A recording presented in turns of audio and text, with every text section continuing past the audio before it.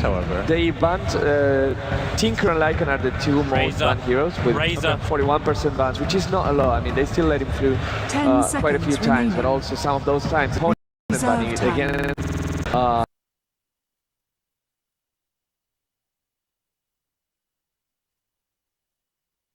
5 seconds remaining. If you give Arteezy a Tinker, you're kind of fighting uphill just from the get-go. Really? I think Tinker's dropped off quite a lot in terms of this tournament. I don't think Tinker's like a huge problem, and I think people have kind of adapted more. But I definitely, if Tinker gets ahead, you're right. If Arteezy's Tinker gets ahead, then you're screwed. But it's like if you can, kind of subdue the Tinker, it's still definitely a game that DK can take. So is that not the game that they won in the group stage? Was an Arteezy Tinker that DK beat, I believe? I think it was a Navi Tinker. Yeah. Oh, okay. Oh. We'll see Brewmaster banned out as well by DK, so just take out some of these teamfight heroes. Mason's been playing quite a lot of the Brewmaster. They tend to put more Arteezy on the kind of core heroes, the carries for the team, so I think it's a clever bet by DK. It's going to be a Scat Mage as the last ban for Evil Geniuses before the picks actually start. And DK has one pick, while EG after that will have 2 picks. Then, after a long time of this new pick and ban format being there, do you still think that first pick is stronger than second pick, or getting those 2 picks at the same time give you an advantage? I think first pick is still stronger, especially if like Skywrath weren't eliminated, they could just go for like a Faceless Void or a Skywrath Faceless Void combo, but Faceless Void isn't that strong. And yeah, I would still say first pick's way stronger, and you don't have to ban Lycan either if you're first pick. And okay, I guess we have TCs and at least EG win with straight away. EG are actually 5-1, so they have a good reason. The Shadow Shaman gets picked up first by DK, and currently that 100% win rate hero. We'll see what it can bring to this game. But again, you have quite a bit of a durable hero, I would say, with Razor. It's Arteezy. It's really good. He's pushed the limits of every team fight, and if you're not focusing Arteezy in those team fights, he can get away with a lot if he ends up picking up the Razor. So Razor tied, instant picks. EG, they must be happy with that. Yes, absolutely. They're getting the hero they want. At the same time, I'm kind of sad to see Arteezy playing Razor so much, because those players like Dandy, they can create plays by themselves, and Razor, not much for mobility. Death Prophet. This combo, DK, like 4-0, 5-0, every time I see him do this, they just get wins. I've seen them down like 10, 15 kills, like losing lanes, and they somehow just brute force their way through your base using this Death Prophet plus Shadow Shaman. It's really tough to fight into. Are you ready for the Omni? Yeah, it's an incredibly strong combo, and getting that Shadow Shaman opened up a lot of options to putting a core with it. Death Prophet, with the Shadow Shaman, those tier 1 towers will eventually go down. How do you pick, ban now? No, they have time. How do you pick against this to be able to defend your towers and stop the momentum? Well, this is similar to what I think Vici ran against IG2, Shadow Shaman Death Prophet. You just simply can't fight into those 2 ultimates, so you usually have to get the jump on them. If they play a support tied, then they should offlane onto Death Prophet before she gets her ultimate off, but usually they'll just pop it preemptively. Who cares if it's like last 15 seconds of the fight as opposed to like 17, as long as you have it already down. Timing isn't of the utmost importance, so... The most important thing about getting Shadow Shaman and Death Prophet is that these 2 heroes, together with Pugna, are the heroes that bring push that cannot be stopped by spells. If you get Eidolons, if you get Nature's Prophet Treants, you can always wave spam them so that you can stop them. But the Exorcism Spirits will not stop unless you kill the Death Prophet. And the wards, you kill them by right-clicking them. And even things like Luna's Glaives don't work on wards. I always have a feeling when you're up against a Shadow Shaman Death Prophet, or something that wants to push into your towers, you need to be able to initiate on them in your favor. And it almost feels like your safe lane farmer, could need like a Blink Dagger and actually just lead the charge. And that kind of opens up, maybe a safe lane centaur as an option. It's tough to do, but it's definitely a hard draft now, I would say, for Evil Geniuses PPD. So it'll be interesting to see where he goes as we take the final ban of Evil Geniuses. And it's really difficult to, you can't even counter it with BKBs is the big problem. Usually like, oh, okay, with BKB we have 10 seconds, we can do whatever we want. But these 2 heroes, if you have pop BKB and nothing else, you'll die. But DK, I feel they're very comfortable right now, because they will... They're on the dire side. Like, just throw that out there. I love our line. It's an Ursa pick. As long as that Ursa is getting farmed, you want to kill the Death Prophet as soon as possible, even through the ultimate. And Ursa, if he can get on a target, that will shut someone down in the team fight. Okay. So You do still feel that if you get a Ghost Scepter on the Death Prophet, she's going to be pretty safe from the rest around the Ursa. even armor's, you know, good. You can still drain. If you want to tank out this another Death way. Prophet So when she's used and goes Void going to be banned out for Evil Geniuses. They don't want to sit in a chrono while the Death Prophet Ghost doesn't dispel goes to static. work. And now we go over to DK for their pick. And I'm sure they're slightly surprised that need the Ursa damage, comes right? in She doesn't here. need damage, but she's going to give it. I think they kind of want to try to get a good counter initiate. Like if Ursa goes in, and you need a good way to deal with him. And that's where something like an Earthshaker is your kind of secondary support. Fits well with the Shadow Shaman. You don't want to really reveal too much about what you want to do here. You can go for that backup plan of getting burning a hard carry, but I think after this Ursa pick, you want to just try and play it safe, play it stable for now. Okay, now I really want to see the Earthshaker just like knew we had in the previous game, because you look at the Ursa, you look at the Razor, are heroes that rely on sticking next to you. They want the static link to get max duration. Ursa needs to hit you. Earthshaker with some good blocks. They cannot initiate of you, they cannot stay next to you, and they can save you from Shadow Shaman Death Prophet. Oh wow, and it's an Invoker. Ice Invoker potentially coming out. You do make a good point with the Ghost Scepters, though, and the Pugnant Decrepify would also work wonders against EG's lineup. They really don't have that much magical damage at all. Invoker, a hero that was actually shunned for the first part of the qualifiers, but made a resurgence in the last part, is still incredibly strong. Adds a little bit more to the push as well if you want to. But yeah, the Earthshaker I think is really a good pickup here. It's not only the fact that you want to push towers, it's also when you're done pushing towers, you need to also disengage a lot of the times.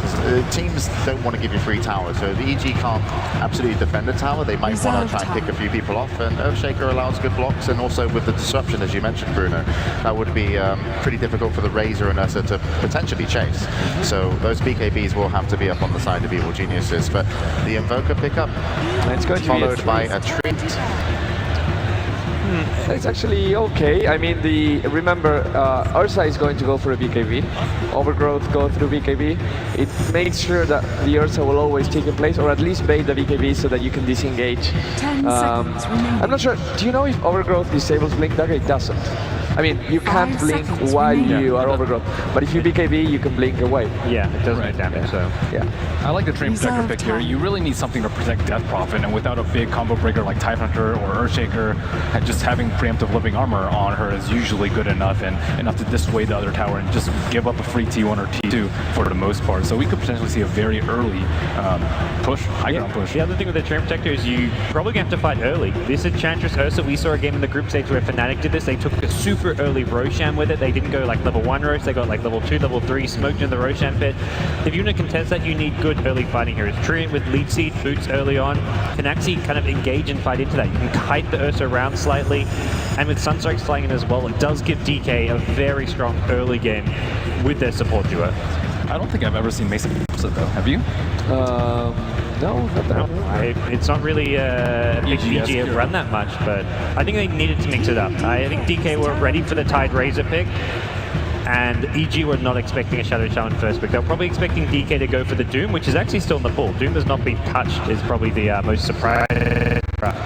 Do you think Invoker is going to go for Exort Invoker and just relying on the Shackles to get kills, or do you think you just go full team fight and go close wax? Well, it's not necessarily an Ice Invoker. DK have put Burning on a safe lane Exo Invoker. That's the way most teams are playing him nowadays. Whether you look at IG, even DK. This safe lane Exo Invoker where you rush your Necro 3, minus Necro 3, push down towers with Forward Spirits, and I think that's where DK want to go. All in push, Death Prophet, Shadow Shaman, Invoker to try and stop us if you're EG. 10 Piranha being seconds picked up by remaining. Evil Geniuses as their final pick. Ben, does that make sense for you? What does it offer to the lineup? Well, firstly, I don't really know what Mason's going to play. If he's going to play the Mirana or the Ursa, he's most likely playing the Ursa. Reserve But time. Mirana with Enchantress, that's not your ideal roaming duo. Usually, you want a Shadow Demon or a Bane. Those are by far the most common partners. You can even use something like Rubik or a Sand King to set up with a stun. But it's just kind of like a support Mirana just thrown in the mix, kind You of think like they we could saw do that. it like what Tide so earlier? Put Mason on the Mirana even? Like, Yeah, this- support Tide is really weak though, as we witnessed. Yeah. All right, well, final pick's going to be Weaver completing the lineup for DK. So, guys, for your next MMR, going to come out stronger in the first game and why. And Gods, you're currently winning with 5,050 MMR. Ben, Bruno, you're at 4950. DK, they have Shadow Shaman. I have to go with DK again. I just worry how you're going to stop this push. Unless EG dominate the first 10 minutes of this game, I think they have no answer to the push. But I think DK. I think EG's not going to get enough out of the Ursa pick. They might get one Roshan, but don't think they'll get that many more. Well, you guys seem very concerned for Evil Geniuses going into game number 1, but maybe they know something we don't. You know, this is a game they prepared for, and they should have been prepared for. So, you know, they had their a very easy start with the Razor and the Tide, and then from there, you know, we'll see how that works on, but definitely the Mirana, a bit of a surprise pick to go around with the Enchantress. But again, we're going to be moving on into this game. The second semi-finals of today. Let's send it over to the commentators as the players load in. Thank you very much. We are here to commentate your matchup. DK versus EG. I'm Toby1, joined by Cinderin. And man, we got one hell of a game to start with.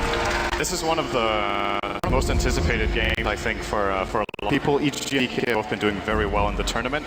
The last time they met was actually very close to the end of the group stage, and DK ended up taking that. So I can imagine EG are hungry for some revenge here. They might actually get something right now. Getting right into it here. Slowed down. The static link is on. The arrow from Mason will connect. And Lanham, he's already in trouble. But he leveled Nature's guys. It's the first level, but there's a static link putting a big lightning hole on Lanham's butt.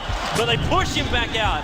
And he remains invis, gets a ward down. This means no leech seat, no living armor from the very, very start. No first EG's way. That was a pretty interesting play here. Being forced to level Nature's guys, I guess he's just really happy they didn't have any detection. It's actually two things that happen right here. First of all, it keeps him alive, and secondly, it tells DK, okay, if there's no sentries on each side, we can actually successfully block their jungle unless they can buy them somewhere, but I don't think any of EG heroes actually have the gold for send wards right now, so Enchantress might be up to a little bit of a start. Universe. Universe has 190 right now, so he's got something in the kitty. Okay, the offlaner could technically buy them, but you generally wouldn't want to do that with a dire offlane side. So yeah, actually, let's just have a look at the lanes right away. So for Team Evil Geniuses in the offlane, as we just mentioned, it is going to be Universe playing on the Tide Hunter towards mid lane. Arteezy will be playing as Razor, and then finally in the safe lane, tri-lane, I guess we can call it for EG, it's going to be Zai on Ursa, PPD on Enchantress, and finally Mirana. So at position 4 Ursa, this is very strange. It's kind of hilarious that they're doing this up against DK, a hero which they banned DK was the Juggernaut, where they did something very similar. You get these very powerful heroes coming out in the early stages, but you give them as supports. Bottom lane, is getting opened on right here. I don't think they have the damage for now, but great harassment coming in from DK. Invoker, pretty weak hero on level 1. Has attack. You try and look for the control after him as well, like when you first level Exort, level just be a Sunstrike, wouldn't be enough damage. And the power level is jungle too. So you double stack using a tornado to go to work, and Zai's going to get some really, really quick levels here. Now, I'm interested to see how they're going to try and capitalize on the Ursa. Do they just try and get him a Morbid Mask very early on and send him into the Roshan pit all the time? Lanham's being a bit of a nuisance while the PPD. It isn't right on the tail of the chance. They need sentry wards for here. It's a big problem for EG if Lanham manages to steal a lot of the stack experience from the second stack as well. There's actually still the Centaur here, but great play here from Lanham so far to, if nothing else, then scout them out. So, like you said, what EG... Oh my goodness. They tried to smoke, immediately gets countered by Lanham. He's also going to sentry the big camp, so really not the start EG were looking for. They actually wanted to try Rocha already since they have 2 Centaurs and the Ursa on level 2, and they might still try for it, but spotting out the smoke there might know they're up to something. It's going to be really difficult to do this. Like, you don't have lifesteal yet. As you said, like 2 Centaurs, you can attack damage between them, but at the same time, actually, no, who from DK is going to look for this? You can invoke Sunstrike from Ice Ice Ice, and then have a bit of a look inside the pit. That's one way to do it, but are you really going to go down there and contest what is technically 2 supports of EG from Roshan? I guess not. I mean, the one hero that could really get a lot of work done right here would be just sneaking in and spotting it out, maybe even stealing the Aegis, but look at that DK are not ready for this. It's going to be a Roshan 2.5 for Team Evil Geniuses are now level 4 Ursa, and my concern with this is, if you're playing a position 4 Ursa, which I think I've never seen in a competitive game, or at least it's very rare, and you're playing against a push lineup, if this kind of Roshan does not work out for you, like the panel said, who's going to actually stop the push line that DK are running? But if they get a head start like this, very farmed Ursa, he could very quickly get maybe a blink BKB and just run in and try to counter the Death Prophet. Even more beyond that, like you're actually power leveling technically at Enchantress, so you're going to bring him to the light of day a lot earlier than you normally would. And what do you trade off here? You have Mason, who's having a rather difficult time up on top lane up against Burning, because Burning is like he's 90% right now up against a Mason who's 8 for 0. And Mason is taking so much harassment of dashing, maybe a little bit too much right now. He's still got Leap available, but the attack's coming in, feels it coming, and backed himself away from the sun. And that would have actually been a kill. It would have dealt 10 more damage than I had in health. So Mason with a very clutch dodge there. So avoids the first blood, and it's going pretty well for EG, of course, because of the Roshan, but the Mirana not getting too much still. When you have an Ursa who's farming the jungle, I guess you're not too concerned about your position 1 hero being sacked. I guess the most essential thing DK for EG's lineup, to defend against DK's role is to get the level 6 on the Tidehunter. Whereas for DK, well, what do we look good from Weaver? Mid lane, Mushi is... They're making space. Sai and PPD, look at them, they're ready to go. MMY's coming up for a root check, and PPD's going to slow him down. Sai is looking for the first blood for EG. There goes your clapper, look and slice it. They have to hold him there for a while, but it won't be enough time for MMY to survive. First blood goes to Evil Geniuses. Zai's gonna get harassed by Ice with the Sunstrike. Cold Snap Zai, so low! He's got enough life points. He's still got the Aegis mod as well to keep that in mind, but he does not want to burn this early on. I think he's going to be really happy to hold it for now. It might give them the opportunity to actually go for an opening here. Knowing that Cold Snap on cooldown for a little while longer and Ice is generally low on mana, they might try for something in bottom, or they go for into the mid, maybe healing him up here with PPD. Considering you have an Enchantress who is now basically laid claim to the Radiant side jungle, you probably want to try and force something in the bottom lane. Ice, and Invoker, not the great pusher there in the world, and then if he does get close up against the Ursa, maybe just having a spare point up in Wex to have that invis maybe useful. But then again, look at Zai. He's walking around with dust. He's prepared to gank up probably Razor or Tree, not Razor, the Weaver or the Tree. Maybe then it would also work up against Ice. It's being a bit of a nuisance for the force. One thing I want to point out though is looking at the Golden experience, generally if we see teams doing level 1 Roshan, this wasn't level 1, it was 2.5 minutes in, but very early Roshans, you'd often look at a bigger lead than this, so I think all things considered for DK, they're actually not too far behind. 1500 experience and 750 gold isn't really the end of the world, but it's more about the rest of the game, where you can see EG are actually playing really aggressively here in the mid lane. Arteezy will be draining out a little bit with a link, but they're pressuring the tower, they know they can use the Aegis here on Zai. Question is, what trade-off do DK get? Good harassment on Mason up top from Burning. He's dominating that lane really heavily here. I think DK understand the fact that they can't really take these fights until that Shadow Shaman comes up in higher levels. And of course, on bottom lane too, the fact you've got Universe, he's not level 6 just yet, but got to keep in mind when that Ravage is up and running, EG really get a big... And now Lanham, he's in trouble. The dust will pop off in Zai, and Lanham, one more hit from Zai, he's in range and he gets it. 2-0 for the phase booting Ursa, who's now up to level 6 as well. 6 minutes. Not too shabby for 4th position. Yeah. Strategy so far is, I guess we have to call this out of EG, or at least part of it is pretty much a pocket strategy here. It's working out wonderfully so far. Zai is getting a lot out of it. PPD almost level 5, which is around the this is getting bad for Mushi. regular Arteezy's level. got East Room coming into middle lane, and Mushi can't outrun this, which means all the damage is being given over to Arteezy. That living armor will not protect him from this. One more attack, MMY holds him in with the shackle. Now he's in trouble. MMY's in trouble. He might be able to pick up 2 kills here. Platterfield can't reach on Mushi, but it's Arteezy. Sun's coming with the attack from the tower. And now going to revenge kill the DK. They go 3-1 now on the board, 7 minutes in. Fortunately for Arteezy there, he actually died to the power shot before the Sunstrike, so no experience being claimed there by DK, and very important for EG here that Ice does not get that kill. If he gets, he's up to level 7.5, and now he's a little bit short of 7, and they also secure themselves the tower in the mid lane with Enchantress, so once again, good move by EG, but not building that big of a actually. I'm still a little bit surprised it's not more than this at this point. I'm kind of okay with it. They've taken out a tier 1 tower in the middle lane. They were looking for some rotations. Their primary thing here probably wasn't just winning on golden experience, because you know you're still going up against a Dream Pretender. Taking out right away. Yeah, they're getting a bit ravaged as well. This one he just used Shikuchi. 5 seconds on cooldown for that one. Now they sit on the side. Zai really low in life, but he gets to go. But yeah, he walks around the tree line and away to safety. Really important from Burning to not get caught there. He is kind of the big farmer for the team right now. What a surprise. Burning having the highest.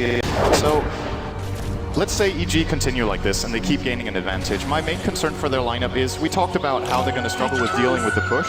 I want to say that's one thing, but the other thing is, what counters do you really have to the Weaver? He's getting great farm. You don't have any sort of significant down apart from if you land an amazing arrow from Mason or the Ravage. There's no other counter to Weaver. The hero goes on the book of heroes you need to counterpick. Yeah. Because with no silence, no reliable stun, etc., Weaver just tends to take over the game when you get into the 25-30 minute territory. Yeah, I'm kind of with you on that one too, but at the same time with the EG lineup, they could just play full stay ability and just man mode. Like if you can get that Crop ulti very early on, the Mass Open ward's not a major problem for you, then Weaver just running around is not going to be a huge problem, because you can still have the Lightning Rod, you can still have Razor in the middle. Up on top lane, by the way, they're going to have another crack at this. So Zai prepping himself to battle, Burning still got Shikuchi in time-lapse, and Mason, he's basically got 100% hit this arrow to kill off Burning. With this coming in from PvP, they've got double status, so double nukes, but no control. Pretty much the problem right there. Just got illustrated. They can't really deal with the Weaver. So like Link Dagger from Zai, so then there's something, but like not killing the Weaver, killing. It's what EG need to aim to do. I mean, it's great that they've got the lead, but they need to get some sort of towers out of it. They got the mid-tier 1, which is a great start, but I think they realized that they need to put a little bit more pressure on DK here, since DK are getting the way better farm. So they're trying to push down the top tower a little bit here. Ursa is a pretty good tower pusher with overpower as well as enrage, and quite significant damage to the buildings. Radiant's top tower is under attack. They have to bring it down in one go, and I think they know it as well. But I do not expect EG to get away with this. So at the end of the day, time wasted, basically. Yeah, Mushi even came up towards the top lane. It's a little bit more of like a different time wasted. They committed Mushi up towards the top lane, which was never really going to get there. But bottom lane! Universe is going, he's going to unload the Ravage right here. Easy kill on him at one. Yeah, but that's all they're going to get. They actually committed all 3 calls to come down to that bottom lane to get the kill. And all they got was the Shadow Shaman. And this is when DK's lineup can actually start playing a kind of split push style, which, when you have a Death Prophet to push out the waves really quickly, a Weaver to push out the waves quickly, and an Invoker with double Forge Spirit coming in soon, EG have a lineup that's like tailored to take these, I don't want to say directly 5-on-5 team fights, but mainly skirmishes. At least 3 heroes are involved. Unless Ursa gets a Blink Dagger, like you said, maybe he can open alone. So the problem is, if DK starts split pushing all the lanes, how are EG going to deal with it with their draft here? Dire middle tower is under attack. It's not much way apart from lighting it. I think you can really do. But do you want to force into that? Well, actually, it'll be okay for now, because you're still looking at Weaver, who's going ahead of Midas build. So he's not really come online very, very early on. So because of this, in fact now he has the hand of Midas, he's still going to take a little bit more time before he's up and running. So Mushi is doing exactly what he needs to do. Pressure towards the mid tower and force the attention of evil geniuses towards him and away from the off-lane Weaver. And in addition to that, DK absolutely need to get a level 6 in their Shaman. I think that's the reason right now that they haven't taken tower. We saw it in the previous series, how useful those Mass Serpent wards are. And if there's one thing EG have accomplished in this game, that's holding down the supports of DK. Neither support is level 6, 11.5 minutes in. MMY, as a matter of fact, only level 4. He's going to grab level 5 now in the mid lane, but actually even needs to be careful in here. He doesn't even dare to go towards the lane, since the main is trying to flank him here, as he saw with the ward. So the supports from DK really falling behind. The cores are doing great. The question is, can EG hit the... You know, there's kind of a sweet spot here where they might be able to take advantage of that, but once the support levels come up on DK, I'm having a very hard time seeing EG running that force spike you were talking about. The trees are moving right behind the Mirana, stalking the love lady, and now bottom lane on the right side. Static was trying to get some strike. He's almost going down to this one. Taking a lot of damage to Starfall, get the kill, but Lanham comes out of nowhere on TZ. He can't get him fast enough. TZ is away way to Dire's safety. middle tower While all has these kills are fallen. going on too, Roshan is being Radiant attempted by Zai. structures are Now Mushi fortified. has scouted this one out. He's an Radiant's ulti up in bottom 14 tower seconds is time. under You'll see attack. Roshan's half-life here. And also, no, 12 minutes in, the second Roshan's Dire's available. top tower has denied by been Universe. denied. Burning can do nothing to stop that one, as Universe also TPs himself away to safety. So all in all, the trade-off here, DK lose Invoker, they get 2 towers, of which one gets denied. I would say that's an even trade if EG managed to get the... It's not just about, like you said, the golden experience, the map control. When the towers start falling for EG, it gets a little more scary to move around the map, and DK with this great ability to just keep pressuring the lanes, I'm having a hard time seeing EG getting in and getting the Roshan for Dire's free again. bottom They tower might is actually under be able attack. to do it right now, but EG's got to fight is right it now. really for free then, though? EG's got to fight. They're actually using Moonlight, but they're going to realize that there's a quad illusion in here, so they can't take out Roshan straight away. They need that crop illusion. And now 30 seconds once they say screw it. Kill it straight away. Quite a bit of lag. Pause to think about it. So we'll just have ourselves a moment. You can see the pressure, like, they soaked up and instantly thought, okay, well, there's 2 TPs, or there's 1 TP coming to the bottom lane to support the hero on EG. And then the 3 heroes that were looking to come down through the enemy jungle. And we could have actually had ourselves a full illusion on bottom lane. But I'm still wondering who was on top of that one. Because all the way up on top lane, you've still got burning free farming as this Weaver. And what time are we looking at for this? Do we go Lincoln Sphere into whatever damage item we want, or likely Desolator? When are we going to hit that one? With the hand minus and he's already 750 gold in. You're probably looking at maybe a 19 to 20 minute Lincoln Sphere being fully done. It's pretty underwhelming in this game though when we look at Team EG. So the biggest system that they have to deal with is the Mirana arrow, which can hit the Weaver. And then apart from that, well, what is there? The static link, make the Lincolns, which yes, it's annoying for Weaver, but he's generally pretty mobile, so he can get out of there. Yep. So I don't think Lincoln Sphere is actually the right call for being here. He can still get it, just perseverance, being able to split it lanes, constantly feeling a little bit more safe against a couple of things. But overall, I would probably seeing a BKB into straight damage build, BKB dead perhaps in this particular matchup, and then again, EG do. When we get to that point when he can freely move around the fights, I think they're going to be in a lot of trouble. Yeah, I'm still with you on that one, which means like, okay, EG did push earlier. They need the towers down. Like, we need to have that Maelstrom for Mjolnir over on Mason. We need to be seeing the Enchantress coming in with a full army of the dead, as well as every she could possibly move out of the jungle as well, and forcing out these early towers. Do you then think, okay, Aegis Immortal is the way to do this? We get this in a player like, I don't know, would Arteezy even take this, or do you want it into Mason once he's got damage shielding power? And then you fall off the towers. You let the Aegis Immortal burn it, but mainly as a soaked up ability. I think maybe better for an Ursa. Ursa is capable of boarding a Link Dagger at some point. You just have that Ursa jump in and use it almost like a Wraith King. There's obviously no massive flow when you come out, but the amount of damage you can add onto DK for initiate, it may not be enough to split DK out, force out major ability, force to use for hair as well as his control, and that'll freedom Mason, as well as obviously Mr. Unread just flying under the radar in there, and dishing out a lot of damage and a lot of control. Would definitely say the timing for EG needs to roll around Blink Daggers. We've got Idle with the 2100 gold. He has to choose between meta I think right now, and I think with the type of lineup EG running is a burst. Yes. You want to run it, you want to blink, instantly get a kill, and maybe transition from that. If you get the Death Prophet in particular early on, yes, you might be able to take it in the night. I think if you go for a mech here, first of all, would probably still go for it. Instead of just completely one-shotting it, so I'm imagining you might be getting the mech on the Razor here instead, but Arteezy does Drum. So Drum into mech is an ineffective way to build up Razor. It's very posty, doesn't have any This looks like just a straight Blink Dagger from the Night Under. Maybe they could even put the Mecha, and the Ursa still needs it. Yes. You couldn't build the Mecha on the Ursa. Considering that he also has a pretty small mana pool for that, so Yeah. not really the ideal hero for it, but I'm really surprised we haven't started that. Like, the only thing which we can use is that someone might possibly be building a mech is the fact you have 3 branches on the field separated from PvD Universe and Side. It's the only combination you can look at right now would make you think something like that. Yeah. What are we looking at for DK? So we've got Ice building into an Orchid, so I guess he wants to just counter out the side. A great way of dealing with Ty, having 0 damage or balance, just so you can ignore him. You lock him and then you don't attack him, so Kraken should prop. So when he gets that Orchid on the Invoker, that's going to be a great pickup for him. Weaver with 800 gold could be anything. I'm still imagining the BKB build could come out.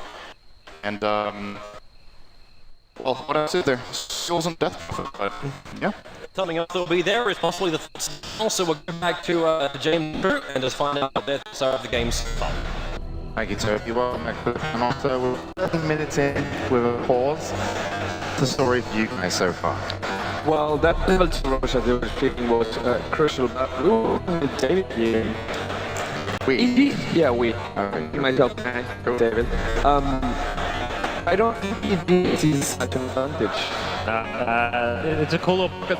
Got a nice couple of kills on their A's as well, but it's not really enough lead for me. Tinder was talking a lot about it.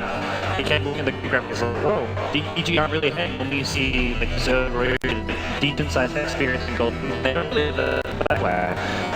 Haven't got left game, and the fact that Weaver, Death Prophet, both being on 9, DK support for a bit higher level, I think DK would have taken countless towers by now. They already got the first couple of tier 1 towers, and those next few towers will drop very fast to a Death Prophet plus Shadow Shaman, so I feel it's only a matter of time until EG to start losing towers. They're going to try to go, I imagine, for a rush fleek here on the Tide Hunter, just 60 gold away from it, so they can actually engage the push, try and engage before the system comes out, before the servants come out, but there's no real guarantees there. No. Still concerned for EG, and you were on draft as well. But yeah, they got 2 minuses over on the side of DK, and surely they're going to be kicking in on the Invoker and Weaver. Is that going to be a factor in Swamp then? I think they're going to have a lot more impact in the Ursa this game. I think Gods and I casted a game where this exact same thing happened. There's Enchanters, there's an Ursa on Dire side, you approach and and then really what can you do after that? And Ursa's a really poor hero. You can't get Roshan. Get Roshan is expected, kind of like Lycanthrope. And what does it really offer to this? I mean, he has some burst. They have so much control in a fight with Evoker, immediate cold snap as soon as Ursa goes in, hacked as soon as he goes in too. So they control him pretty well. And the team fight is really like, well, they do need that Blink Dagger on tight. Exactly. You look at Rapid is a big team fight, but you look at DK, they have just continual stuns and lockdown. Shadow Shaman with Head Shackles, they've got the Death Prophet spells, they've got the Overgrowth, they've got Invoker with a whole array of spells. I think that's DK have a big income team fight. I think they're going to just try and chuck the just onto easy and the Rays to just try and snowball from there, take tower after tower themselves. Like, DK's coming soon and do something about that. And the problem that they had is because they went with his Ursa and Enchantress duo, the other solo lanes will be slightly more vulnerable while you're doing that. And if you look at the matchups, Death Prophet versus Razor, Death Prophet stop Razor, but Razor can also stop Death Prophet, so Death Prophet is going to farm. And the Weaver there, he could do whatever he wanted. So you need to do both strats like this when you have solo lanes that can pair off pretty well, and they can do well with other support. But support, instead of jungling or instead of getting some advantage somewhere else, they're getting hit by the emotion, and you do not pay for that. In this case, it's going to be costing EG way too much. So the off potential definitely could be in DK's for a little bit longer. You've got the Shadow Shaman hacked, and you've of course got the Invoker that can roam around with. And then, you know, we have to look at Mace. He's now on the Marana. He doesn't have a huge amount of fun, but the arrow is going to have to be overly important into the match. Because you say you don't have lockdown, you will when you get a think on your attack when you get the Ravage, but is it safe to, you know, rely on a bit of RNG, a little bit of arrow? I think you're to. For EG's team fight, they have to kill someone either on like a rabbit, double blink with Ursa and Tidehunter, or a really long duration arrow from EG. So yeah, you kind of have to rely on it. I thought it was a bit worried that the arrow initiation is going to be so much a part of that team fight. Like, you hit someone with an arrow, Ursa can then follow it up with a blink and put someone down. But without that, all they can do is have Rays on the front lines, really tanky. He has for it, so no mech start yet for EG. All of the other worried that need early threats, they actually go to the mech advantage. Neither to the mech, but EG should have gone for that early on the Rays because they were the wrong call. I think Drum is really nice here, especially because there are lots of Icy Orders provide a lot, but it is what something kind of missing their team fight right now. if EG decide that they need to put on the pressure, you guys, they get tier 2 towers and they've got one tier 1 to get on the top. How ready will DK be by that time? They've got 2 miners, so I think DK will feel like they're just going to look to stall. Like they've been doing so far. They have burning up and top, continuing to split push, apply pressure across. EG are going to commit 5 heroes within pages at a tier 2 tower. You maybe have your Death Prophet there sitting next to Encryptons, but you're not actually looking to engage and take a fight there. Your Beaver's just off. You've got 2 miners. There's no real reason to take a bad engagement when you can trade towers with their lineup they have. These fights, I'm assuming, we're going to have to go really well for EG when they get to the tier 2 towers, just because they engage. Yeah. I mean, you have the so much follow-up potential again. If the Weaver is there, she will chase you until the end of eternity. Death Prophet, the same. Invoker, Sunstrikes. Well, even DP when she gets her Yules. Right. You know, you normally use it. You think of DP with Yules, you're like, okay, this is an added amount of survivability. You know, it's great for the mana regen, amazing for the movement speed, and you know, it can maybe stop the Ursa from locking you down. But even on the chase, if the fight doesn't go well for Evil Geniuses on the tier 2 tower, Death Prophet can potentially be an additional kind of chaser to get a kill, just because you can Yule someone up and then everyone can get into position, and as long as your Shadow Shaman's there with a hackle, that's another kill. So it's going to get really close, I would say, in terms of how this is going to go, because if EG can take those tier 2 towers and take good engagements, they can still, I think, roll with this. Yeah, I think so as well. And RTZ thinks that they can keep rolling with the game right now because everyone seems to be ready. All right, game still paused, and there's Evil Geniuses that are asking to go. How do you like the new emoticons, guys? They're fantastic, and they're being used by many of the Evil Geniuses team. Right now, you don't get to see it on screen, but if you're watching in Dota TV, I'm sure you can see that, and thank you for everybody for joining us in Dota TV. If you weren't able to get down to the Key Arena, there's over 300,000 people watching this game live, and lots riding on it. It's the first series. You want that momentum. Evil Geniuses have come out with definitely a pre-prepared plan. And it started off okay, but you guys do seem somewhat concerned.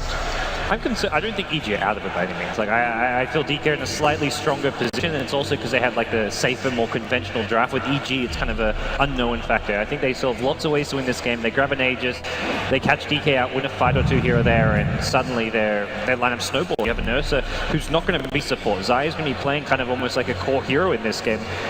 More so than like your Tide. Your Tide gets his Blink Dagger, he's just going to be initiating, maybe work his way towards a mech as well, but there's definitely capabilities for EG to still win this game. It's at most, like I would say, a 60-40 advantage for DK right now. DK just has a lot more ease of execution. They can drop Rasa Wars, they have Death Prophet Ultimate, they have Invoker, Force Spears, and then EG has to initiate on them. And if they don't kill like Burning, let's say they double Ravage and they blink in with Ursa, and then someone counters with a Blink Hex or even a Yules on the Ursa, and then he time lapses, the team fight's over from there. So there's also like the Death Prophet with her Yules and Silence. She could potentially act in the role of Skywrath Mage and Yules and Silence Tidehunter as he blinks in. That could be a potentially big play coming out from Death Prophet. Definitely a lot riding on the Universe's Tidehunter in the next kind of 5 to 10 minutes. We'll have to see how those Ravages go. So well, that's what we think at the panel, but we're going to send it over to the commentators. Maybe they've got some more thoughts as we get ready to go back into the match. Well, Sidney, I don't know about you, but my thoughts are going to be, I hope these guys can keep their momentum, their focus after what is an unfortunate break. Well, the break is over, the game is restarting, and we're back in again. So to bring everybody back up to speed, G started up on the Roshan, the Crop Illusion was looking for it, but DK have not a single on trying to stop this. They just look for their trade-offs on the different rates. Yeah, at this point, they probably know that Roshan is going on to if they did scout him before, and they're going to drop a Sunstreak here as well, and I think his goal for now is to either avoid fights directly or take trades. Even if they sacrifice a tower or 2 against EG, that's just going to level up the game pretty much to map control. As long as their Weaver is free farming, which cannot really be prevented by any single hero on EG, it can be prevented by 2 once Ursa gets a Blink Dagger, then they can burst down burn. But until that point, he's going to be free farming very nicely in the safe, or sorry, in the off lane. So DK, they'll just be trying to hold their ground for now, and with a Treant Protector, they might just be able to for a bit. Yeah, he might be able to, which means he's going to force even harder to remember the double blink as well as the dual scepter. So EG's got the way to get themselves really into position, but Mushi has got the movement speed, the regeneration, but everything else. And you're right, MMY on the top lane, Shackles will stun easy. The Shackles is so strike as well, and Lanaman releases it down. MMY actually going to go down here. That's easy. He didn't feel any kind of... Now Ubers with the Ravage! He keeps Artezi alive! The one charge just came off cooldown in time! And Artezi actually gets a double kill out of that! Under-red! I think not. Universe, the clutch player there. Great counterplay coming out of Universe. Perfect timing on the Mushi, and again in the middle lane, Zai was chasing him down. He started up with the slides, but he couldn't go into the ultimate. We can see him trying to keep his distance. In 2 seconds, he can blink back in one. And wants to Mushi. They check the corners, but the wrong one. He TP's out to safety. They managed to get a tower as well. This was exactly what EG was looking for. A tower as well as 2 kills at the trade of absolutely nothing. They've got to be feeling happy about this right now. The score is a little bit misleading in terms of overall goal. It's still a very even game, but with those couple of kills, Roshan have managed to build themselves a quite significant experience advantage. The graph looks a little bit weird because of the long pause, so the teams weren't playing completely evenly for like 6 or 7 minutes, but well, at this point, 7-1 the score for EG. They're getting a little bit of map pressure out in the bottom lane, but in the top lane, DK are pushing the other way. Man, look how well this is working between Lanham as well as MMY. You have Overgrowth when you got Mana for it, which is still short of arcane boots for Lanham, but is seeing round 2, but there's not going to be a Ravage to save him, but he's really close to his tier 2 tower. Tenacious Guys is what's allowing MMY as well as Lanham to come in as close as they are. You don't need this blink on the Shadow Shaman, because you get one trap. And Zai tears him apart! Artezi will die here, pulling out the damage from Burning. He's just trying to right-click him, but Zai gets a double kill over towards Lanham as well. In fact, the Tigers are coming in for that last hit. Blink they get 7 seconds, but Burn to the run. They cannot kill him. It's amazing how well positioned EG are, considering that these movements from DK are happening in invisibility. Of course, they read out of the map with the heroes missing. That is pretty likely, but the counterplays out of EG are really beautiful. They're using Artezi as bait. I don't even know if it's the plan or if they're just expecting that at some point maybe DK go for the kill instead of directly setting up for it, but they get a good trade once again. Funny thing is, again, too, Artezi caught out catching farm using his ultimate. Like, he's just spamming that Eye of the Storm. Speaking of ultimate, there's one deployed in the bottom lane, and Mushi actually using an invis rune, so this is stop it. Oh, he actually attacked there, so he does break the invis, and this could expose him to a potential counterplay. It will come in, Zai and Universe. Perfectly locked in position. They utilized Zai up into the air, so he couldn't attack straight away. Tower still doesn't throw away the Death Prophet because the ultimate obviously killed him off after fortification wore off. But EG getting a counter kill, a tier 1 tower for a Death Prophet, they're not going to see that as a worthwhile trade.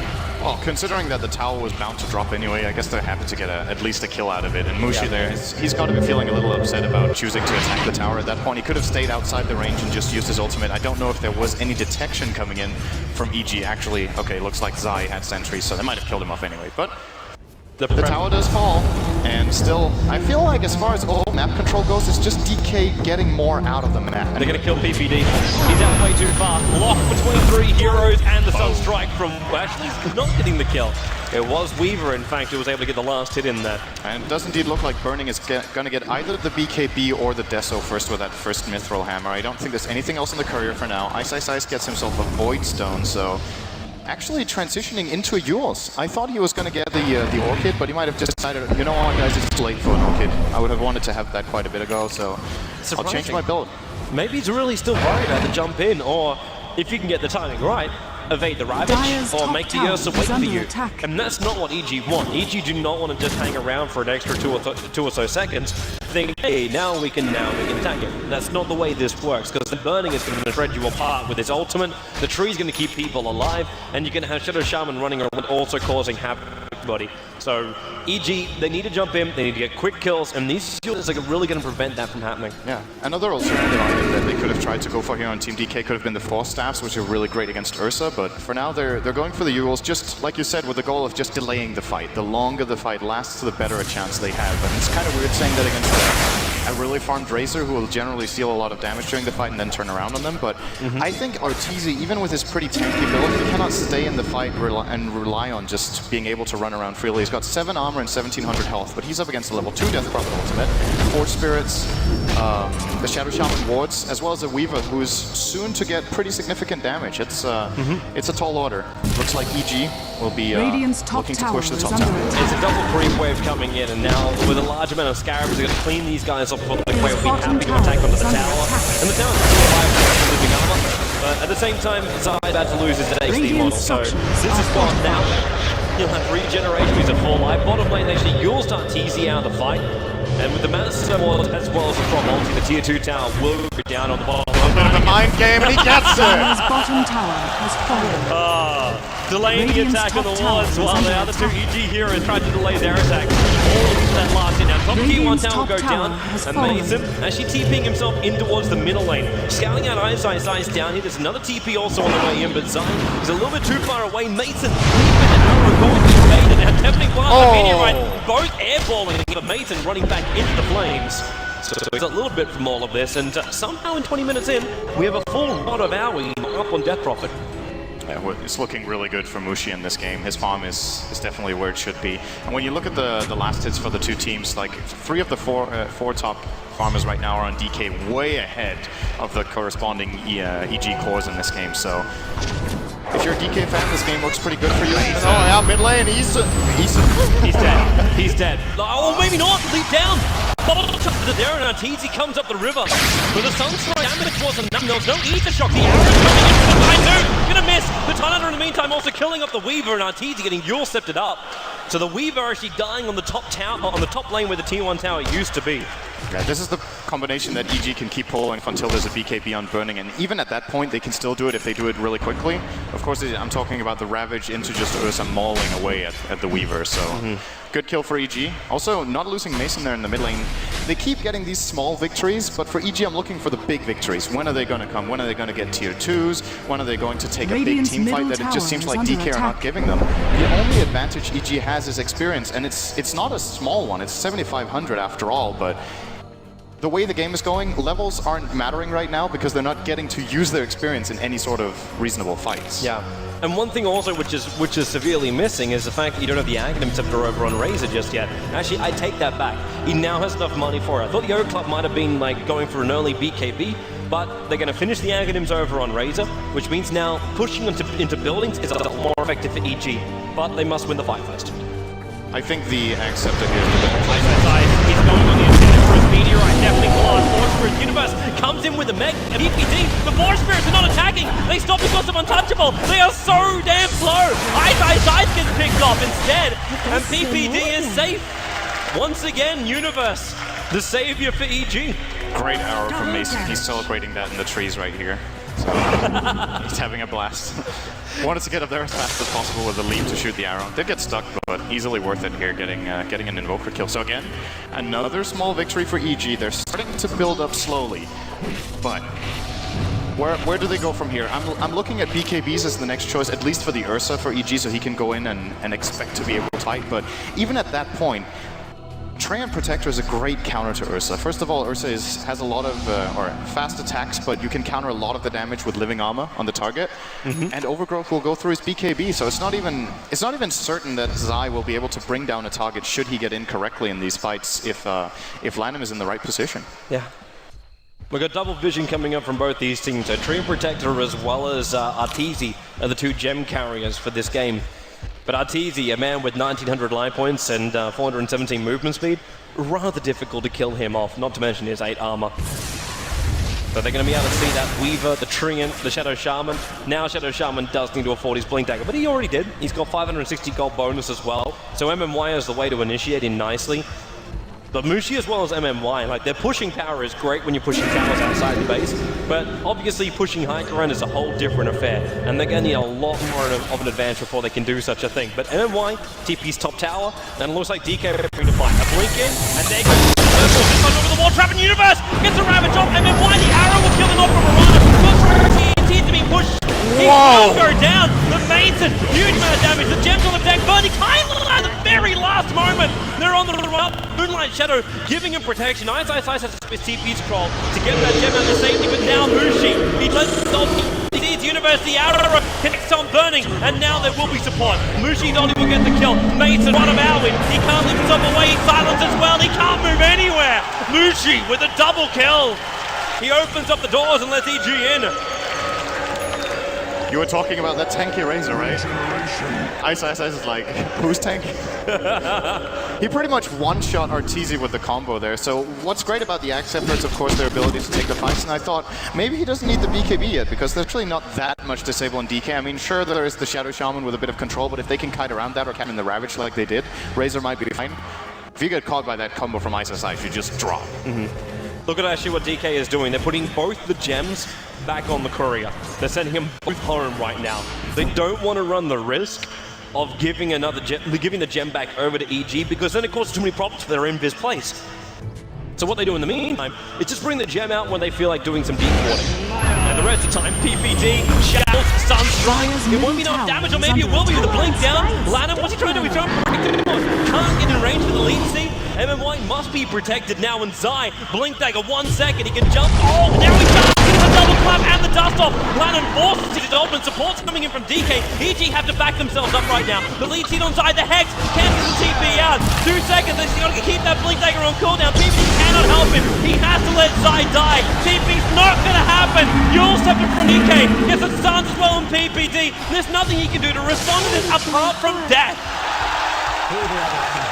Very nice series of execution here from DK, just counterplaying every single move from EG.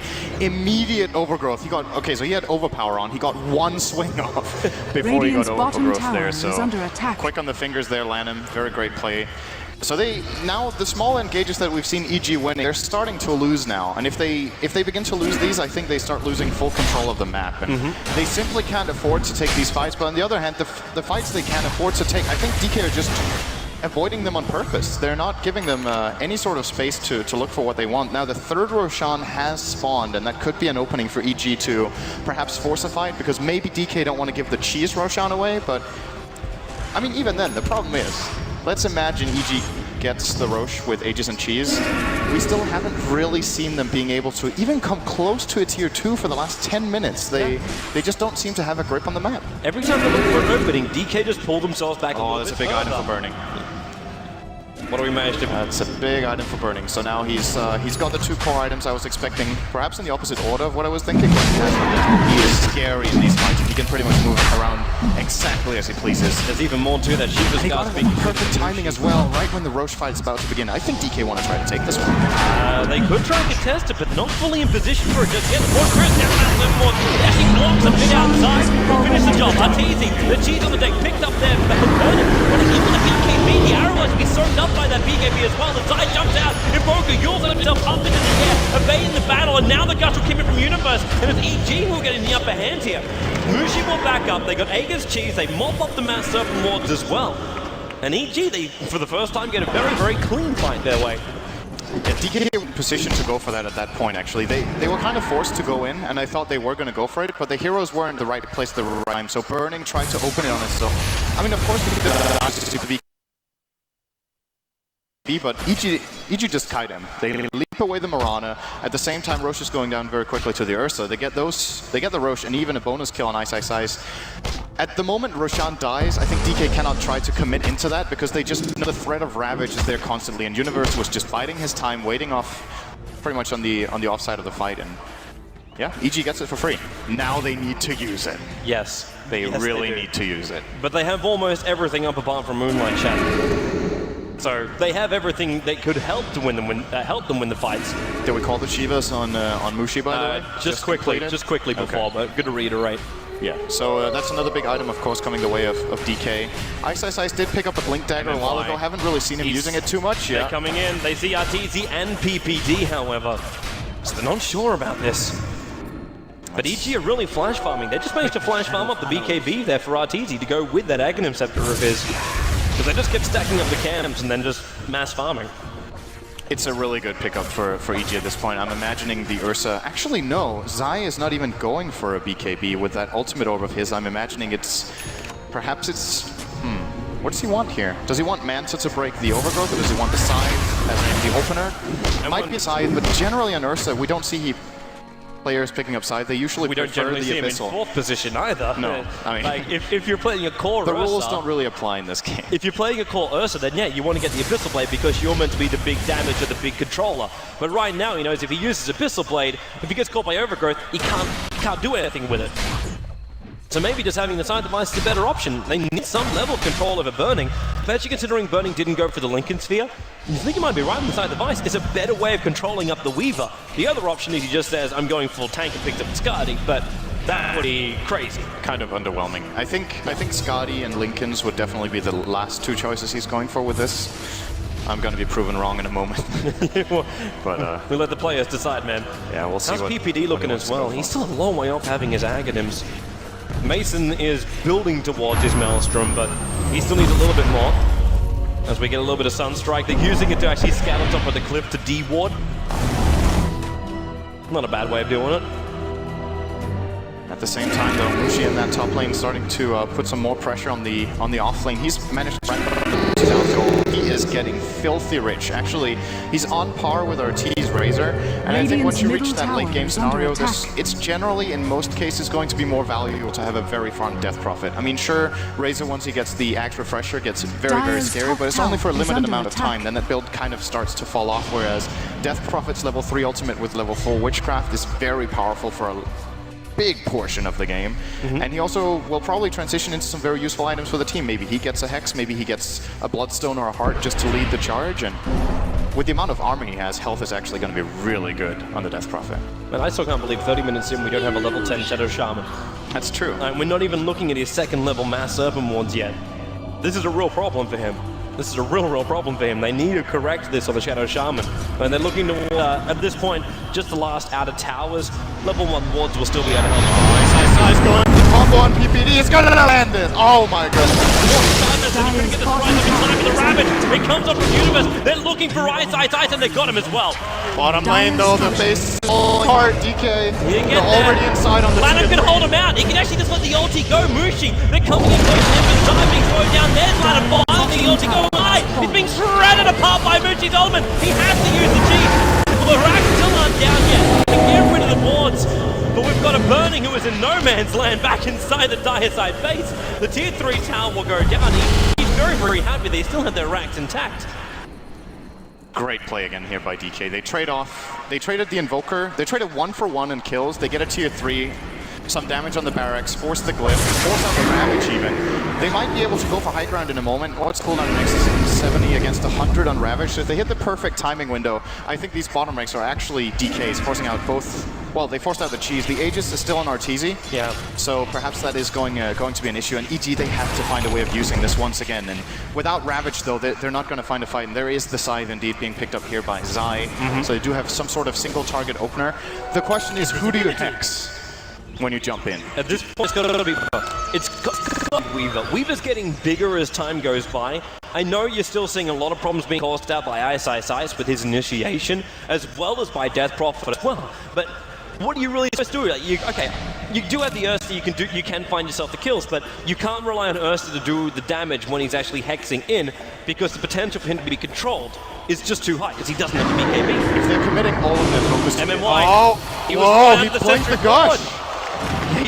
The gush could connect on him. He's in the tree line. Universe has nothing that can stop him here. Oh, Zai almost got in range for the Hex there. That was less than half a second away. Pretty long cast range on that, but so quick for him. Managed to catch up. Quick, very fast click there. And that was when EG wanted to fight. That was the Aegis Immortal now getting fully reclaimed. So all the mana gets to come back the way of Arteezy. And with the Boots of Travel on Arteezy, he's going to be on split push duty here, trying to give EG a comeback in terms of map control here, just pushing out the lane, being able to TP into the fights. But what that effectively means is his actual teamfight impact is being delayed. When he ports in, a lot of his value is just move speed and attack speed from the latest Boots of Travel build, so You know, the whole net worth thing is a little bit misleading for Arteezy because as far as actual fighting value goes, he is quite a bit below that 16.5k he's actually showing. Getting it even harder too, man. Mushi is I love this from EG. They have to go for it. They finally managed to reach a tier 2. It's time to strike. Ravage is ready. Universe with both Blink and 4 staff sitting on the back lines. Hex is available on Zai. Actually got DK to also burn their fortification. They're gonna get this tower. Mushi's forcing him back. They smoked up through the bottom, and they're gonna really try to fight backdoor regeneration here with Max. Ice will just try to break the TPs here. Well, Universe will not get out! He's in trouble, but Arteezy sticks around. The dust will pop. They see Ice. He's going to lose his life with what he just did there. Bottom racks in the meantime. The range is gone. Mushi out from Mason, holding him in position, living armor. You'll set her up as well. The ulti is doing the work with Mass Snowboards, and now Lano! He holds EG there. Mason's coming out. Mushi, he's almost out. He is out! On the bottom lane, the melee rack is still alive. That's the most important one there for EG. The fact that he also killed off Ice is a nice perk. Great defensive play for EG. I was sure they were going to lose a full lane there. The Razor and Tidehunter were never there to defend, but they managed to hold on the back of a beautiful arrow from Mason, setting up for not a kill on Death Prophet, but at least forcing Mushi out of the base. So they do end up only losing their ranged barracks there, so great play. And also great play from DK going for it, right? They see the opening, they realize, okay, EG will have to go back now. Ice basically sacrifices himself to stop 2 TPs. And it's kind of a little bit reminiscent of the Grand Final last year, perhaps? With no profit. $1 million Euros? That would be a very cheap item becoming massively expensive. Obviously signed by Arteezy. Salt in the store. Just his player cards. 17-9 is now on the board, and okay, EG are trying to force out the lanes again so they can get some level of advantage. Actually, look at what Mason is building into now. He's finished his BKB, didn't finish up full Mjolnir, so he's looking to try and survive during these engagements. Still be very careful about the tree and protector, but as far as everything else goes, he's kind of okay. But what I'm worried about by building into the BKB is the fact that they cannot kill off Mushi. He actually has the heart coming out in the courier at the moment. He's going to have so many light points, so much armor as well because of the Shiva's guard, the disable because of your scepter, he can be taken into safety, and then you've got your Rod of your Atos. So if you want to try and attack and you want to try and hold someone there, you've got this big tanky guy with a whole lot of spirits doing his work for him, and you can't do anything if you turn. 2.8k light points they have to get through on Mushi. They need to have this refresher on Razor. It's kind of like the only one. This is where the Universe! Oh, big Ravage up on top lane. Shadow Shaman's already down. Let him have to let the ulti go. And that's just so they can buy some space. Mushi is coming again. Mason needs to hold out. He's got the creep wave with him. Fortification is available this time for EG. Mason moving to the side, throwing down the arrow. Zai being pushed back by the Deathly Plus. Fortification has been used, and Zai is on the green line. 2 seconds until late. Universe back on the front lines. Mushi open. 100 life points on the rack. They're going to bring it down now. The count's going to be there. Mushi TPing out. They have a stun. They have anything. Nothing is there. They get 2 kills. One on the Shadow Shaman before, and then the Invoker on the bottom lane, but Mushi takes the bottom racks and gets away with it. Meanwhile, Arteezy has been trying to apply a bit of pressure in the mid lane. He actually has the gold for a side of his own if he wants to get that right now, which might be the call. They need so much control now to deal with DK, since I actually don't even know if the refresher is going to be enough. I think it's more about just controlling the fight for so long that they can take out the other heroes and then end with taking down Mushi. But the reason who do you actually hex is, well, if they hex the Weaver with the Earth aside, they give so much space to Mushi in the fights. With Ice also having a hex, they can kind of... They got scatter. The burning bug space to come in. Now Roshan almost on the sideline. The Butterfield's keeping burning out, and looks like he's not going to come in. So Drawn is the Valve fight. Arteezy also put his hand of Midas back over on the courier so he could grab the Aegis, the model, and Zai will take the cheese. So that's our 4th Roshan in 37 minutes. 4th consecutive Roshan for EG. And they've taken 1 tier 2 with it. Hey, at least that is how hard this game is for them right now. The Roshan actually gives them an advantage of 150 gold. It's huge, man. But their experience is still hilarious. Everything that's happening on this map, the experience graph as well as the gold graphs, they kind of mean nothing anymore. Everything just comes down to the key items you got during the fight, and if you can bring down the chords of either lineup. And in this case, is can you kill off the Weaver and can you kill off the Crop? Yeah, can you kill off Mason in a moment is also another point MMY is looking for. Mason actually will back off at the right time here, so not finding that gank. Bottom lane, they found Burning. There's his hack coming in. Is Zai going to work and Burning? Getting shredded, he can time it and BKB himself away, running himself up. Universe forced up. He's still under protection of BKB, so he's going to be okay. Meanwhile, up on the top lane, Mason leaps away on 80 life points, but the last attack comes in. With the Shadow Charm and Lanham going to work. That ultimate hurts a hell of a lot there from Mushi. But they do get the kill over on Mason, and Burning is able to survive. Burning by the skin of his teeth getting out there. This is where I think, you know, Zai instead of the Hex. I want the Hex to open with, but maybe with an additional Zai, they got on MMY! He dropped down the Mad Surfforce, just looking to force down the tower. Now it's just going to become food for the Ursula as well. In fact, they gave all of it over to Zai. And they're going to have to get like an AC over on Ursula at the moment. Oh, and again, Ice with the snipe combo. Finding PPV, Sunstrike into Meteor as well as the Deafening Blast. Easy kill for the Invoker here. Didn't even need to use the Hex. Holding on to that in that kill. Maybe we have to add into the extra, like I was saying Aether as well as Mushi before, but now maybe we have to add Ice into this mix. That's the thing that's really strange about this game when you look at the actual experience, because when you look at the distribution of levels on the Radiant side, you see 2 very low level supports, but the 3 other heroes are so far up and very much amongst the top here in the game. So yes, they're 12,000 behind, but I think at this point for DK, it's not about whether your Shadow Shaman is level 11 or level 14. I don't think that's the deal breaker here. It's the fact that your 3 cores all have their level 3 ultimates, Dyer's they have middle great farm on all of them, fallen. and arguably Treant it's okay that he's level 12. This hero is he's not built to be level 12. He's not meant to be anything else. He's almost like the bottom lane. Ice is trying for it again. Great damage onto Universe here. Will force that out though. Is there going to be a Sunstrike? Looks like there isn't. Universe will get back to base. He's got Invoke off cooldown now. Damn, he's putting a lot of pressure though on these lanes. He is. He keeps going for the solo kills and forcing rotation. And he's just doing the bottom lane solo. Like, he moves back and then lets his Forge Spirits do the pushing work while he farms up the Radiant jungle. It's really efficient coming out here from Ice. And like, what is EG meant to do? They try and jump out and get a 4-man, 5-man to deal with their own jungle right now, and they can't because of the pressure on the bottom lane. You don't lose a Rax for it, but if you want your snipe, then DK like, hey, we got 5v4, we're good to go. So, here's what I'm wondering at this point. We've come this far in the game now, 40 minutes in. We were talking about how EG probably wanted to end the game early, but now or not early, but around the mid-game with a kind of draft. They're coming, man. You just finished a BKB over on Zai. You're going to be looking to smoke gank up somebody, and I think they're just coming for the Invoker. I think Ice feels this coming right now. There's too many heroes missing on the map, or maybe they just try the single hero bait again. They actually do! Oh, Mason! He's going to be attacked here, but this also means you got Scythe, you got Blink, it's all on cooldown. And though they can try and... Oh, the Hex! The Hex, it's got to be time! Ice won't get himself out. This one, he will be able to evade the arrow. You'll step her up. 5 seconds until Blink, and he goes Infants! Living Armor's protecting it. They do have the extra vision. It is coming from the gem on the Enchantress. They bring down the Invoker. But up on top of it, Artesia is on a 1-man 4. Ravage from Universe into Mushi and Lana. But Mushi's ultimate is still going to work, but Artesia, he's going to go down. It's only the Aegis Immortal, however, and Mushi's ultimate has got another third of his stage left. They want to keep pushing in this one. Arrow on cooldown. Can they find the retreating DK lineup? Lineup is high, and Mushi is running. Still to the cover of Vector's gut, but they both are. They need to have the Enchantress with them, or else they cannot find them, and he's too far away. And look at Burning. He's just headed straight down. He's going to finish up a butterfly, and he's going to be good to go soon.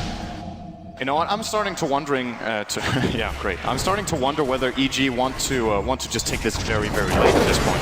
So if they have the timing window planned with their strategy of winning the game at 20 minutes, this one could go for more than an hour. It's very realistic at this point. Yeah. And then you look over at DK lineup where we've been talking a lot about how powerful Weaver is in this game, but with EG itemizing 2 hexes, with Ursa getting farm, we're gonna have Arana getting somewhere as well. We haven't talked too much about Mason, but he's got decent farm and he's starting to get more and more items.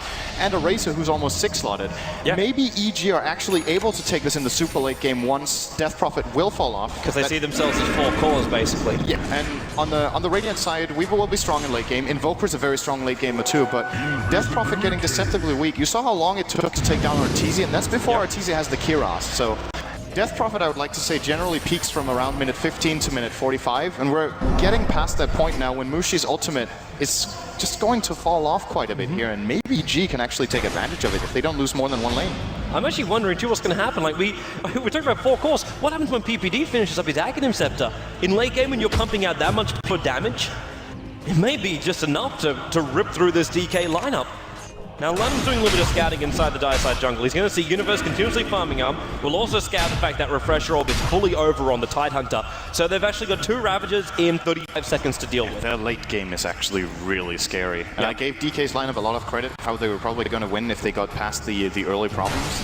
But the fact remains, they only took 1 lane. And in a 45-minute game with this much farm on the table, it doesn't really matter that you've lost a lane of Rax. Sure, it's a little bit of pressure going your way, but you can easily hold on. The second lane is going to be a big problem, but the way the game is going right now, I just don't see DK getting it. They haven't even been close to fighting at Roshan yet. And it's just going to be another Aegis and Cheese going EG's way soon if they don't go for it. Full AC is done on over on Arteezy. Now, Lanham, he's a long way up here, but Mason has no vision of him.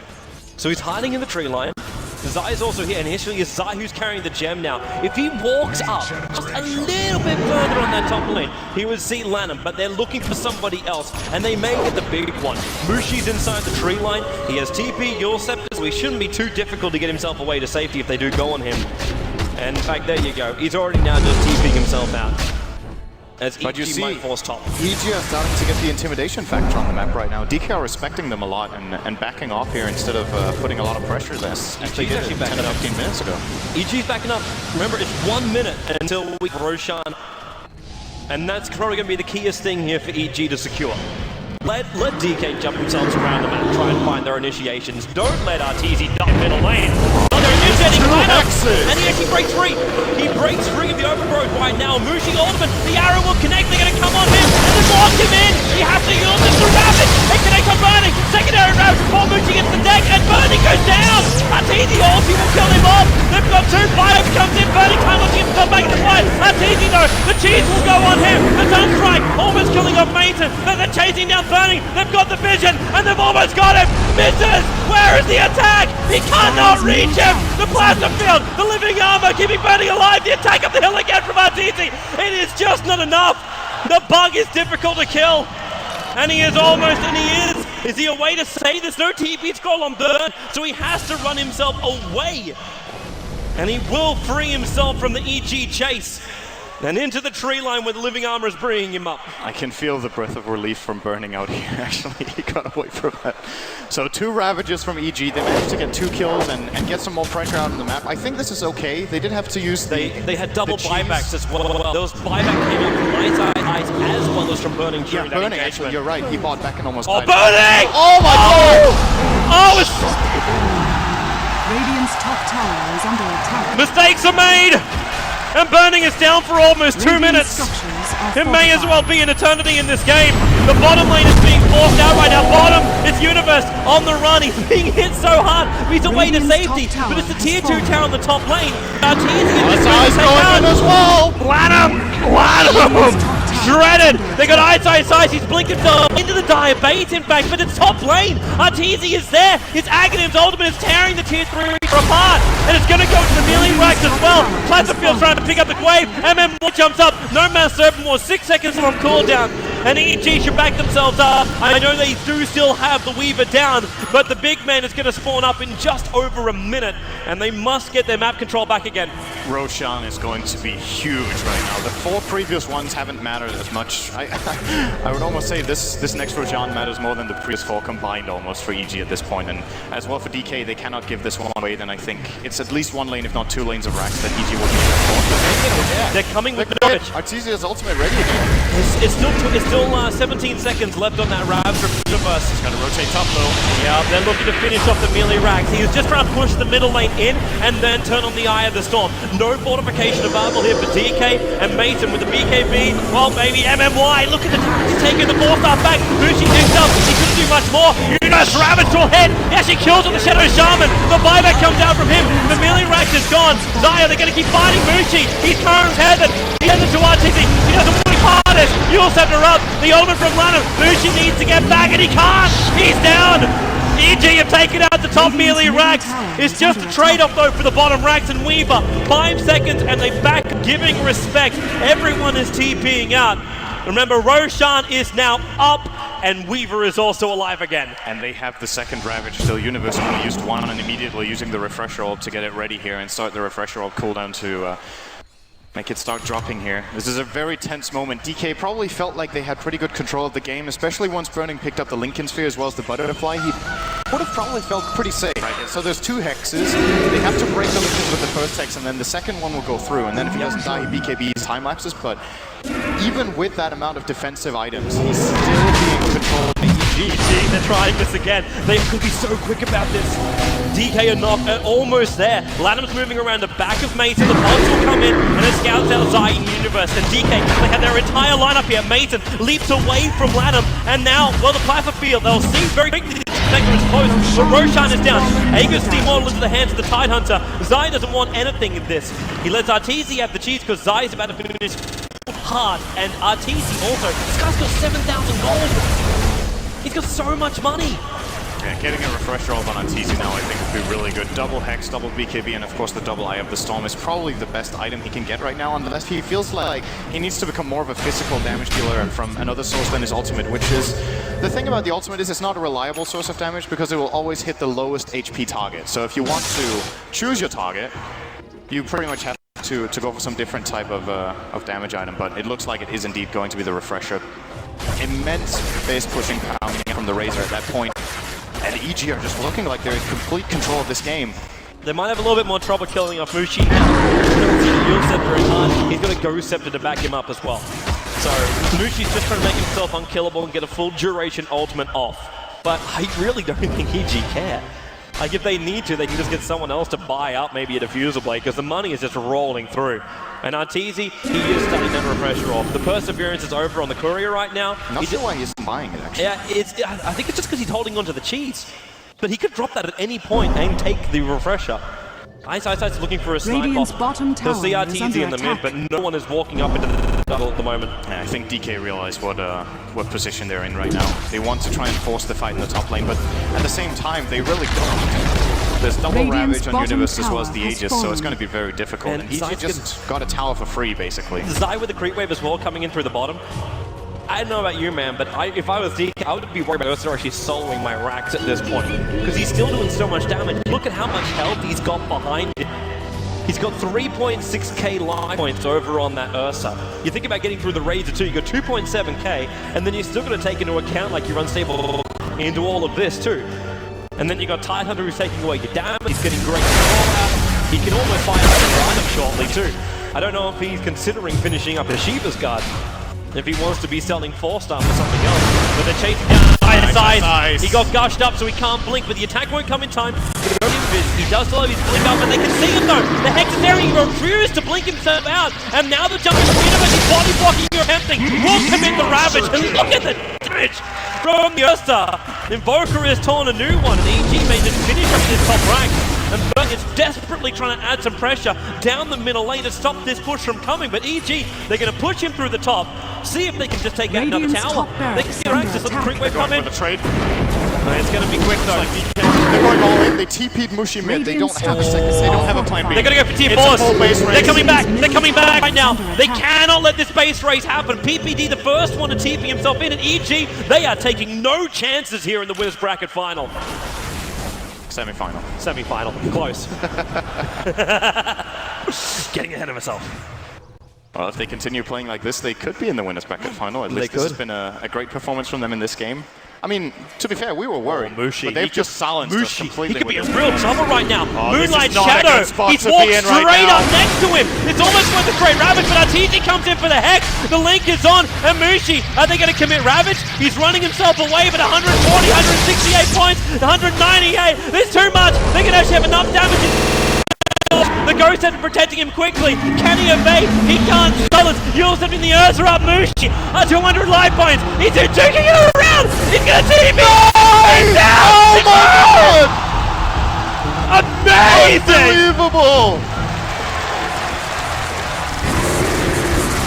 This man is on the most list, and EG, they couldn't capture him. A brilliant escape coming out from Croft. He looked dead to rights right there. But EG, they still are holding some level advantage here. The two Ravages are on cooldown now. This could be the time to strike for DK if they realize. But now with the with the Shaw picked up here for Arteezy, he is pretty much reaching his peak now. If he is to replace the Guidance, it's in order to build for a late game in which Eye of the Storm is not his main damage source anymore. This is pretty much a fully stacked Razor build. Anything more at this point, so apart from a new BKB, of course. But don't worry, they have an extra call. They can take Aegis, they can take cheeses. Yeah. Then again, actually, no, Zai. He's the man who's blinking, and he's the man that needs to hold on to that gem of his. What are we looking at for Mason? So Mason has managed to build up near as what's 5,000 gold at this point, so we're going to see a Mirana probably transitioning into a Daedalus next, and then the physical damage from EG is going to be through the roof. Of course, the synergy between having Eye of the Storm drain all the armor of the targets and having other heroes deal the physical damage. In a super late game situation, this Eye of the Storm is going to hit a lot of heroes a lot of times before they die. And then it's about how you bring them down. Gets about 150 damage from clicking his ultimate button. And a Mirana building into a Daedalus probably. They're going to get hard. Well, right now the hit was looking to come from EG bottom lane, but they know they don't have power right now when they try to defend the Tobic universe. He is a long way out right now, but he knows the Aegis is out in 30 seconds, so if he soaks up some damage here, it'll be okay for him. He doesn't let go. He can just accept the fact he'll die. Mason on the BKB. It went beforehand, so he's locked in position. They didn't even get it. No, they didn't. Not even once, and they used the Death Prophet ultimate. As well as the Overgrowth, this is a big loss to DK and they need to get the hell out of it. Yeah, they're backing out. Mushi actually BT'd himself in, but the crop ult, it's down for a minute and a bit, but it's okay. Roshan potential swarm time is still 2 minutes away. And it really doesn't look like EG is wanting to push into the base until they know they can get a really good trade, which is difficult up against this lineup of DK, or they're able to take out all of DK and then just push up with no one to defend. It's literally the only two examples right now I can think of EG where they can really just force the issue. There's two things I'm looking for right now. I'm looking for what's Burning going for, right? He has a Midas and 500 gold when he uses that the next time. He's going to go sell the Midas and we might see a full Daedalus. We might see him going for even a Rapier at this point. I don't know if they're feeling that desperate yet. Zai in that middle lane, he's looking to jump over towards Ice. If he blinked himself over the tree lines, he might have actually had him, because Arteezy was directly behind him as well. And now the other thing is, okay, so there's no doubt Burning is going to get a damage item, so they have the physical damage going into the late game. Where does Ice go on the Invoker? Does he go for physical damage so they have more? Because I don't know if this single, I wouldn't call it a single core Weaver, but single physical damage core Weaver is enough to and Mushi will definitely not be going physical damage on the Death Boss. He needs more range damage. I don't know if he wants to go Mjolnir, Desolator, Daedalus, any of these above. He wants to defend on the heat. This lane is falling apart. That Arteezy, he's going for TI4. EG are trying to finish this right now, and DK, they must return. The push from Mushi to the bottom lane. He can't even sell his ghost and revive TP. He can't. He's actually dying in the fountain right now to try and go back, but he's too tanky. Mushi is working against himself right now. It's GG. It's over. EG will take game number 1. There it is. He attempted it. Mushi was too good for himself at the last moment, and EG, it looked very, very shaky for them. They could hold the advantage of experience the entire